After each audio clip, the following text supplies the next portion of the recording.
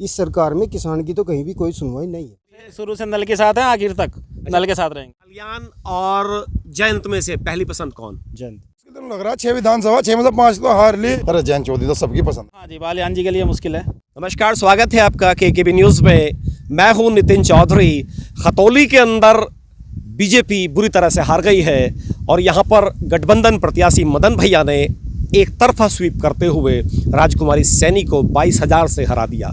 आज हम पहुंचे हैं जाट बहुल गांव सिखेड़ा के अंदर और हमारे साथ बातचीत करने के लिए इस गांव के युवा हैं। इनसे बातचीत करेंगे और जानने की कोशिश करेंगे आखिर कहां कमी रह गई भाजपा की तरफ से जो इतनी बुरी हार हुई, और क्या खतौली में ये भाजपा की उल्टी गिनती शुरू हो गई है?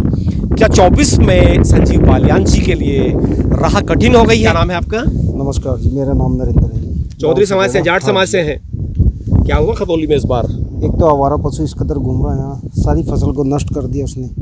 किसी के पास जावे कहीं कोई सुनवाई है नहीं हमारी। और बच्चे हैं ये फिर हैं बेचारे, इनकी कहीं कोई नौकरियाँ नहीं है। किसान गन्ने के रेट से इतना परेशान है, पेस्टिसाइड इस कदर बढ़ गया, उसके गन्ने का दाम मिल नहीं रहा। पेस्टिसाइड के रेट दुगने तिगने। अभी देखो ये अपना गेहूँ बुआई चल रहा है तो उसमें खाद की इतनी भारी समस्या है। उनके पास जाएंगे सरकारी दुकानों पे तो अपना अलग गोदाम बना रखा। इफको की बात कर रहे हैं? हाँ जी, गांव में दुकान है, आप जाके देखियो। गवर्नमेंट तो कह रही है उपलब्धता है, चीज़ें मिल रही हैं। उसने अपना अलग गोदाम बना रखा है, उसके अंदर रखता है और दुकान में रखेगा 2-4 कट्टे। आप पहले इसके साथ में नैनो लोगे तो मैं दूंगा, नहीं तो मैं नहीं दूंगा। साफ मना कर दे उसको। इतनी परेशान, बिना खाद के गेहूँ बोना पड़ा। इस सरकार में किसान की तो कहीं भी कोई सुनवाई नहीं है। इस चुनाव में किधर थे? इस चुनाव में RLD कोर्ट थी, नल चला दिया। हमारे जंगल के 4 रास्ते इनको बंद कर दिया। आज 28वां दिन था कल धरने को यहाँ चलते हुए, लेकिन कोई विधायक कोई मंत्री साहब तो आए हैं, परसों आए कह थे भी संजीव गए, बालियान जी, कह के गए हैं। अभी देखो होता है नहीं होता। क्या नाम है सर आपका? हिमांशु। अभी जाट समाज से जी है भाई। हिमांशु, खतौली में जो हुआ उम्मीद थी ऐसी इस नहीं, वो तो नतीजे की जो नतीजा आया खतौली में इनकी भाषा से हुआ, विधायक जी की। विधायक जी की हर बिरादरी को हर बिरादरी को गाली, तो ऐसा तो होना ही था। आपके यहाँ कितना मतदान हुआ इस बार सिखेड़ा के अंदर? 1900 कुछ हुआ 1900 जी। और बीजेपी को कितना वोट मिला 1900 में से? 240। और बाकी बाकी RLD कितना वोट मिला है भाजपा? आरएलडी को 1586 कुछ ऐसे मिले, अच्छा, आरएलडी को 1586 मिले हैं और जिसको 240। राजकुमारी सैनी को तो एक तरफा बिल्कुल स्वीप कर दिया सिखेड़ा के अंदर। तो क्या नाम है आपका? अमित शर्मा। अमित जी, क्या हुआ खतौली में? खतौली में भाजपा की हार हुई है। खतौली में जो हुआ ऐसी उम्मीद थी शर्मा जी? नहीं, ऐसी उम्मीद नहीं थी। क्या नाम, बहुत बुरी हार हुई है भाजपा की। क्या नाम है आपका? कृष्णा। कृष्णा, जाट समाज से हैं कृष्णा आप भी? हाँ जी। तो चक्कर कहाँ चलाया इस बार? जी, नल पे चला है। नल चला दिया? हाँ जी, नल पे चलेगा। क्या शुरू से नल के साथ है, आखिर तक नल के साथ रहेंगे। पहले से मतलब हाँ राष्ट्रीय जी। लोक दल वाले जी, हैं आप जी। लोग? तो कहाँ कमी थी भाजपा में? भाजपा की एक तो लैंग्वेज बहुत ज़्यादा ख़राब है और इनका काम करने का तरीका बिल्कुल गलत है। कहते कुछ हैं, करते कुछ हैं। और गन्ने का भाव अब तक घोषित नहीं किया। और आवारा पशु ये 3 महीने से पकड़ रहे हैं, अभी तक तो हमारे यहाँ दिखाई नहीं दिया कोई पकड़ने वाला। खूब आवारा पशु घूम रहे हैं। मतलब परेशानी है हमारा? हाँ जी, बहुत ज़्यादा परेशानी है। वो तो कह रहे हैं सेंचुरी के लिए जमीन ढूंढ नहीं बालियान साहब ने जी, फुरकाजी में। कहने से और करने में बहुत फ़र्क है ना। वो कहते हैं, आश्वासन देते हैं, पर करते तो नहीं कुछ भी। गन्ने के भाव से खुश नहीं है? गन्ने का भाव घोषित ही नहीं किया अब तक।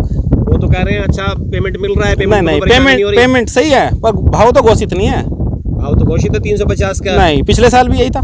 इस बार कम से कम 10 रुपये तो बढ़ने चाहिए थे, पर कुछ भी नहीं इस बार। मतलब भाव से दिक्कत है? हाँ जी, सभी राज्यों ने बढ़ाए हैं ना, उत्तर प्रदेश सरकार ने नहीं बढ़ाए।